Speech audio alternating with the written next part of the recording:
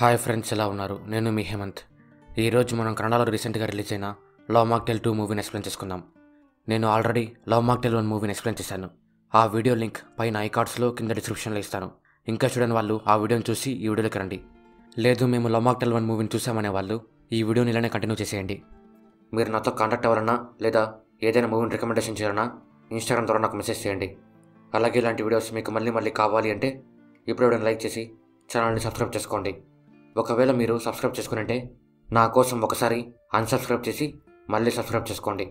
ఎందుకంటే యూట్యూబ్లో బగ్ ఉంది, అందుకే చాలామందికి నోటిఫికేషన్ వెళ్ళడం లేదు. మీరు నేను చెప్పినట్టు చేస్తే ఆ ప్రాబ్లం సాల్వ్ అవుతుంది. సో నా కోసం, మన ఛానల్ కోసం ఈ ఒక పని చేసేయండి. సో ఇంకేమాత్రం ఆలస్యం చేయకుండా వీడియోలోకి వెళ్ళిపోదాం.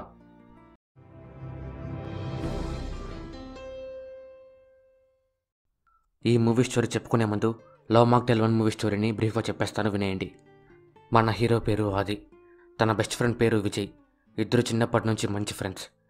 విజయ్ లవర్ పేరు సుష్మా. వీళ్ళిద్దరూ స్కూల్ డేస్ నుంచి ప్రేమించుకుంటూ ఉంటారు. ఆది బీటెక్ చేస్తున్నప్పుడు జోషిత అనే అమ్మాయితో ప్రేమలో పడతాడు. తను కూడా ఆదిని ప్రేమిస్తుంది. వాళ్ళ ప్రేమ 4 years పాటు అలానే కంటిన్యూ అవుతుంది. కానీ జోషిత అన్నిట్లోనూ హై క్లాస్గా ఉండాలని కోరుకునే వ్యక్తి. ఆది మాత్రం చిన్న జాబ్ చేస్తూ సింపుల్గా ఉంటే చాలనుకునే వ్యక్తి. ఈ డిఫరెన్స్ వల్ల ఇద్దరు విడిపోతారు. ఆ తర్వాత సుష్మా విజయ్ ఇద్దరు కలిసి నిధి అనే అమ్మాయిని ఆదికి పరిచయం చేస్తారు. ఆది నిధి ఇద్దరు ప్రేమించుకుంటూ చాలా సంతోషంగా ఉంటారు. ఆ తర్వాత పెళ్లి కూడా చేసుకుంటారు. కానీ క్యాన్సర్ వల్ల నిధి చనిపోతుంది. దాంతో ఆది ఒంటరివాడైపోతాడు.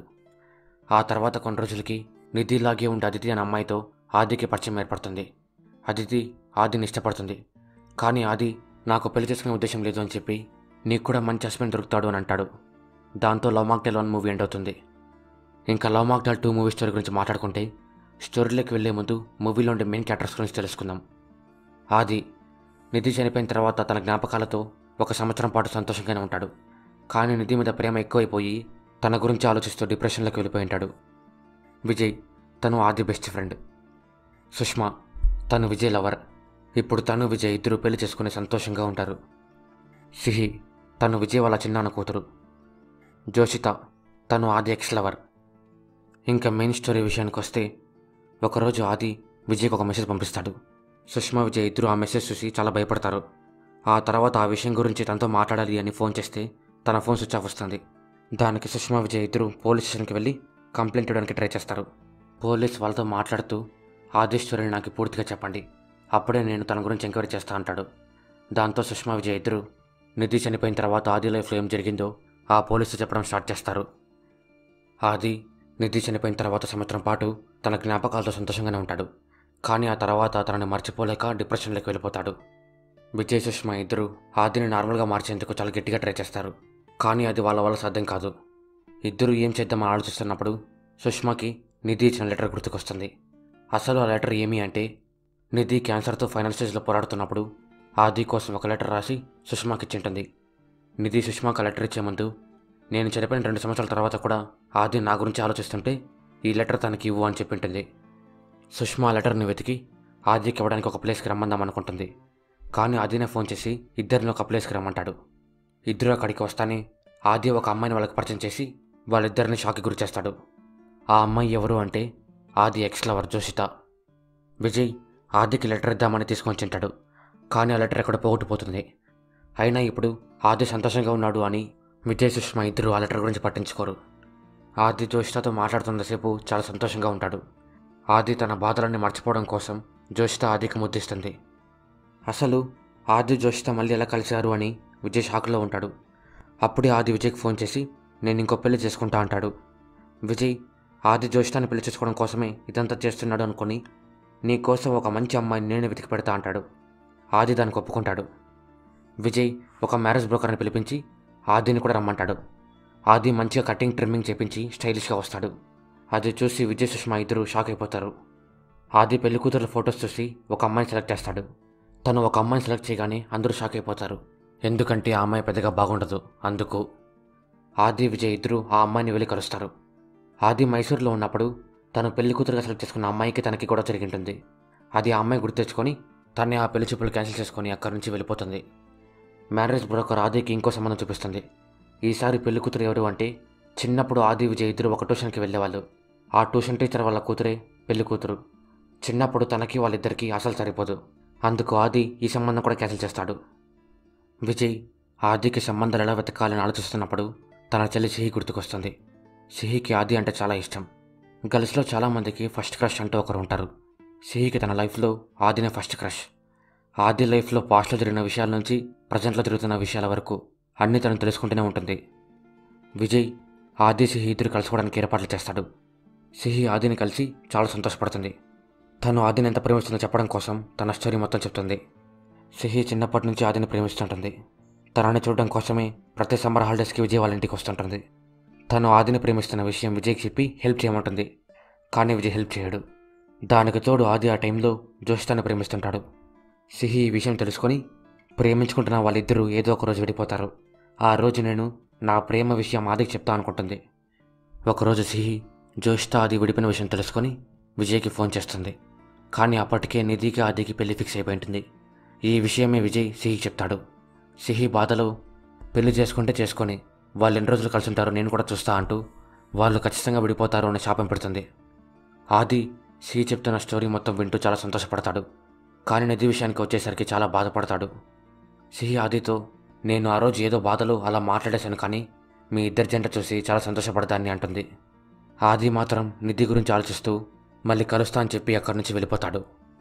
డేట్ మొత్తం స్పాయిల్ చేశా అని సిహి బాధపడుతూ విజయ్కి ఫోన్ చేస్తుంది. ఆది జోష్తాని కలవడం కోసం ఒక ప్లేస్కి వెళ్ళినట్టు విజయ్కి తెలుస్తుంది. ఆది ఎవరిని పెళ్లి చేసుకుంటాడో ఈరోజు తెలియచేయాలి అని విజయ్ ఆ ప్లేస్కి వచ్చి, నీకు జోష్తాని పెళ్లి చేసుకోవాలనుంటే నాతో డైరెక్ట్గా చెప్పి, అంతేకాని పెళ్లి పెత్తనమంతా నాకు ఇచ్చినట్టు యాక్టింగ్ మాత్రం చేయొద్దు అని ఆది మీద కోపడతాడు.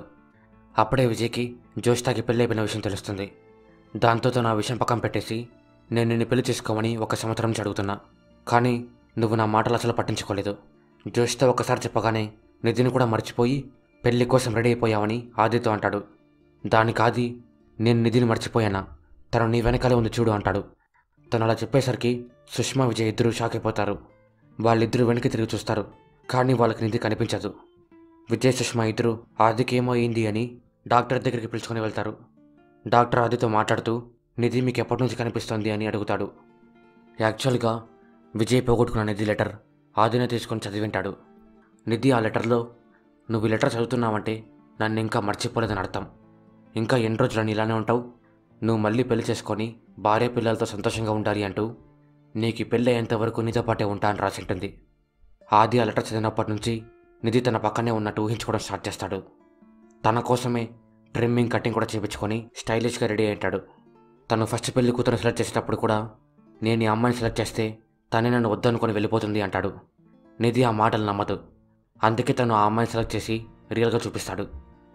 డాక్టర్ ఆదితో మాట్లాడుతూ, నీకు నిధితో మాట్లాడుతున్నందుకు సంతోషంగా ఉండొచ్చు, కానీ ఫ్యూచర్లో మళ్ళీ ప్రాబ్లం అవుతుంది అంటూ ట్యాబ్లెట్స్ ఇస్తాను, వాటిని కంటిన్యూస్గా వేసుకో అంటాడు. నిధి ఆదితో సిహినే పెళ్లి చేసుకొని చెప్పింటుంది.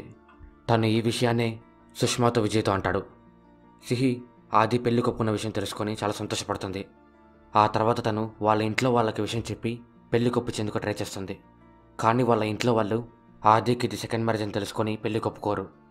సిహి వాళ్ళ ఇంట్లో వాళ్ళ తాత ఏం చెప్తే అదే ఫైనల్. ఆయనకి సిహి అంటే చాలా ఇష్టం. ఆయన ఆది సిహిల గురించి తెలుసుకొని వాళ్ళిద్దరిని నా దగ్గరికి పంపించండి అంటాడు. సిహి వాళ్ళ తాతకి తన భార్య అంటే చాలా ఇష్టం. తను 1 సంవత్సరం కింద చనిపోయి ఉంటుంది. అప్పుడు సిహి వాళ్ళ తాత చాలా బాధపడి ఉంటాడు. ఆది సిహి ఇద్దరు వాళ్ళ తాత దగ్గరికి వస్తారు. ఆది రాగానే అక్కడున్న తోటమాలికి డబ్బులు ఇచ్చి సిహి వాళ్ళ తాత గురించి తెలుసుకోవడం కోసం ట్రై చేస్తాడు. కానీ తీరా చూస్తే ఆయనే సిహి వాళ్ళ తాత. ఆయన దగ్గర ఆది ఫస్ట్ ఇంప్రెషనే చాలా బ్యాడ్ అయిపోతుంది. సిహి వాళ్ళ తాత దగ్గర ఒక ఆమె పనిచేస్తుంటుంది. తన పేరు రేణు. తనకి ఒక కొడుకు కూడా ఉంటాడు. తన పేరు ఇంకేమో కాదు, ఆదినే. సిహి ఆది మీద ఉన్న ప్రేమతో తనకు ఆ పేరు పెట్టింటుంది. ఆది ఈ విషయం తెలుసుకొని చాలా సంతోషపడతాడు. సిహి వాళ్ళ తాతని ఇంప్రెస్ చేయడం కోసం నిధి ఆదికి ఐడియాస్ ఇస్తూనే ఉంటుంది. కానీ అన్ని ప్లాన్స్ ఫెయిల్ అవుతూనే ఉంటాయి. ఆది సిహి వాళ్ళ తాత దగ్గర బ్యాడ్ అవుతూనే ఉంటాడు. సిహి ఆదిని పిలుచుకుని అలా బయటికి వెళ్తుంది. అక్కడ ఆదికి అదితి కనిపిస్తుంది. ఆది అదితికి సిహిని పరిచయం చేస్తాడు. అదితి ఆదితో, నువ్వు పెళ్లికి రెడీ అయ్యావని ఒక మాట నాతో చెప్పింటే నిన్ను పెళ్లి చేసుకోవడం కోసం నేను వచ్చేదాని కదా అంటుంది. అదితి కూడా తన హస్బెండ్తో కలిసి హనీమూన్ కోసం ఇక్కడికి వచ్చి ఉంటుంది. సిహి ఆది ఇద్దరు కొంచెం సేపు అక్కడ ఎంజాయ్ చేసి ఇంటికి వస్తారు. ఇంట్లో సిహి వాళ్ళ తాత ఆది ఇద్దరు కొంచెం సేపు మాట్లాడుకుంటారు. సిహి వాళ్ళ తాత ఆదితో మాట్లాడుతూ నీకు నీ భార్య ఎప్పుడైనా గుర్తుకొస్తుందా అని అడుగుతాడు. దానికి ఆది మన ఊపిరిలో కలిసిపోయిన వాళ్ళని మనం ఎప్పటికీ మర్చిపోలేం. తన కోపం, అల్లరి, ప్రేమ, నవ్వు ఇప్పటికీ నన్ను వెంటాడుతూనే ఉంటాయంటాడు. తన మాటలు వింటున్న నిధి చాలా సంతోషపడుతుంది. సిహి వాళ్ళ తాత సిహి ఇద్దరు తన మాటలు వింటూ అలా ఉండిపోతారు. సిహి వాళ్ళ తాతకైతే ఆది మీద ఉండే ఒపీనియనే మారిపోతుంది. మరుసటి రోజు సిహి వాళ్ళ తాత వాళ్ళిద్దరి ప్రేమని ఒప్పుకొని పెళ్లి కూడా ఒప్పుకుంటాడు. కానీ సిహి మాత్రం నాకు ఈ పెళ్లి ఇష్టం లేదు అంటుంది. తను అలా చెప్పేసరికి ఆదికి ఏం అర్థం కాదు. వాళ్ళ తాత ఎందుకని అడగగానే సిహి నిన్న రాత్రి జరిగిన ఒక సంఘటన గురించి వాళ్ళ తాతకు చెప్తుంది. అసలు నిన్న రాత్రి ఏం జరిగింది అంటే విజయ్ ఆది ఫోన్కి ఫోన్ చేస్తాడు. ఆది లేకపోయేసరికి సిహి ఫోన్ లిఫ్ట్ చేసి మాట్లాడుతుంది. విజయ్ సుష్మా ఇద్దరు మాట్లాడుతోంది ఆది అనుకొని నిధి ఎలా ఉంది, ట్యాబ్లెట్స్ కరెక్ట్గా వేసుకో అంటారు. అప్పుడు సిహికి ఆదికి నిధి కనిపిస్తున్న విషయం గురించి తెలిసిపోతుంది. ఈ విషయమే తను వాళ్ళ తాతతో చెప్తూ నాకు తనంటే చాలా ఇష్టం, కానీ తను ఎప్పటికీ నావాడు కాలేడు అంటూ తను నిధి జ్ఞాపకాలతో సంతోషంగా ఉన్నాడు, తనని అలాగే ఉండనిద్దామంటుంది. ఆది సిహిని ఒప్పించేందుకు ట్రై చేస్తాడు. కానీ సిహి ఆదితో నేను చాలా కష్టంతో ఈ నిర్ణయం తీసుకున్నాను, దయచేసి ఇక్కడి నుంచి వెళ్ళిపో అంటుంది. ఆది సిహితో ఏం మాట్లాడలేక అక్కడి నుంచి వచ్చేస్తాడు. నిధి ఆదితో నేను నీతో పాటు ఉంటే నీకు ప్రాబ్లమ్స్ వస్తూనే ఉంటాయి, నీ లైఫ్ బాగుండాలి అంటే నేను నీ దగ్గర నుంచి వెళ్ళిపోవాలి అంటూ ఆది నుంచి దూరంగా వెళ్ళిపోతుంది.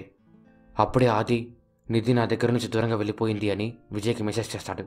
సుష్మా విజయ్ ఇద్దరు ఆ మెసేజ్ చూసి ఆదికి ఫోన్ చేస్తారు. కానీ తన ఫోన్ స్విచ్ ఆఫ్ వస్తుంది. దాంతో వాళ్ళు కంప్లైంట్ ఇవ్వడం కోసం పోలీస్ స్టేషన్కి వస్తారు. ఇదే మనం స్టార్టింగ్లో చూసిన సీన్. పోలీస్ ఆది ఫోన్ నెంబర్ ఇప్పించుకొని మొబైల్ని ట్రాక్ చేసే పనులు పడతాడు. ఆది విజయ్కి మెసేజ్ పెట్టిన తర్వాత రోడ్లో అలా వెళ్తున్నప్పుడు రేణు తన కొడుకుని హాస్పిటల్కి పిలుచుకొని వెళ్తూ కనిపిస్తుంది. ఆది తనను చూసి లిఫ్ట్ ఇస్తాడు. ఆది రేణుతో నీ భర్త ఏం చేస్తాడని అడుగుతాడు. దానికి రేణు నాది నా భర్తది నేపాల్, ఇద్దరం ప్రేమించుకొని పెళ్లి చేసుకొని పారిపోయి ఇక్కడికి వచ్చేసామంటూ నేను ప్రెగ్నెంట్గా ఉన్నప్పుడు నా భర్త చనిపోయాడు, తను చనిపోయేసరికి నేను చాలా బాధపడ్డాను, అలాగే చనిపోదామని కూడా ట్రై చేశాను, కానీ నా కొడుకు వల్ల నా జీవితానికి ఒక అర్థం వచ్చింది అంటూ వాడు పుట్టినప్పటి నుంచి ఇప్పటి వరకు నేను చాలా సంతోషంగా ఉన్నా అంటుంది. ఆది రేణు స్టోరీ వింటూ చాలా ఇన్స్పైర్ అవుతాడు. ఆ తర్వాత తన జీవితానికి కూడా ఒక అర్థం ఉండాలి అని ఒక ఆర్ఫనేజ్కి వెళ్ళి ఒక చిన్న పాపను దత్తత తీసుకుంటాడు. ఆ చిన్న పాప కూడా నిధిలాగే చాలా అల్లరి చేస్తుంది, ఏదైనా కావాలనుకుంటే అస్సలు కాంప్రమైజ్ అవ్వదు. ఆది ఆ చిన్న పాపను చూస్తూ చాలా సంతోషపడతాడు. నిధి ఆది సంతోషంగా ఉండడం చూసి చాలా సంతోషపడుతుంది. ఆ తర్వాత అక్కడి నుంచి వెళ్ళిపోతుంది. ఆది విజయ్కి ఫోన్ చేసి నిధి దొరికేసింది, నేను తనని పిలుచుకొని ఇంటికి వస్తున్నా, మీరు కూడా అక్కడికి వచ్చేయండి అంటూ సంతోషంగా చెప్తాడు. ఆది నిధిని పిలుచుకొని ఇంటికి బయలుదేరతాడు. అలా సంతోషంగా మూవీ ఉంటుంది. సో ఇది ఫ్రెండ్స్, లవ్ మాక్టైల్ 2 మూవీ గురించి స్టోరీ మీకు ఎలా అనిపించిందో కామెంట్ రూపంలో మాకు తెలియజేయండి. ఈ మూవీ అమెజాన్ ప్రైమ్లో ఉంది, ఇంట్రెస్ట్ ఉన్న వాళ్ళు వెళ్ళి చూసేయండి. నేను ఈ వీడియోకి 500 లైక్స్ టార్గెట్ ఇస్తున్నాను. సో గుద్దేయండి ఫ్రెండ్స్, గుద్దేయండి.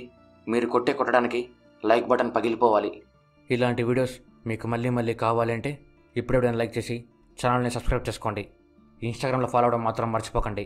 Thank you. మరొకటితో మళ్ళీ కలుద్దాం. అంతవరకు బాయ్.